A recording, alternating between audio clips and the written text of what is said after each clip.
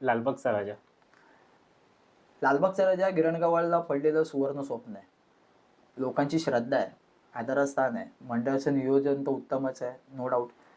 मंडळाने आज लालबागला ग्लॅमर देण्याचं काम लालबागच्या राजाने केलं. जगभरात पोचला गणपती. पण आजही त्याची नियोजन व्यवस्था एकदम उत्तम आहे. कार्यकारिणी किंवा त्यांचं जे काम करण्याची पद्धती आहे ती खूप वेगळी आहे. वेळ द्यावा लागतो. असंच ते पद मिळत नाही. आणि त्यांनी त्यांच्या पदामुळे त्यांनी जी तो ग्लॅमर आहे पदाचा किंवा त्या मंडळाचा ग्लॅमर आहे तो त्यांच्या कार्यकर्त्यांमुळे. आणि लालबागचा राजा बोलशील तर तो वेगळा क्लास आहे. म्हणजे मूर्तीचा वेगळा क्लास आहे किंवा ती श्रद्धा आहे. लोकांच्या डोळ्यात आजही अश्रू येतात. बाप्पा बाहेर पडतो आणि सगळ्यात विसर्जनाला जरी लवकर निघाला तरी सगळं शेवटचं विसर्जन बघायला पूर्ण मुंबई का होईना किंवा महाराष्ट्र का होईना हा लालबागच्या राजाकडे वाट बघत असतो.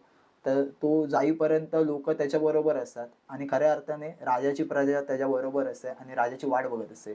आणि अख्ख्या तमाम गिरणगाव, महाराष्ट्र, मुंबई किंवा भारतात बोल, ही सगळी त्याची प्रजा आहे आणि तो खरंच त्यांचा राजा आहे. त्यामुळे प्रश्नच नाही. लालबागचा राजा हे सुवर्ण स्वप्न आहे जे गिरणगावाला पडलं आणि तो 100कडे प्रवास करतोय त्यासाठी पण शुभेच्छा. लालबागचा राजाचा विजय विजय असो. असो.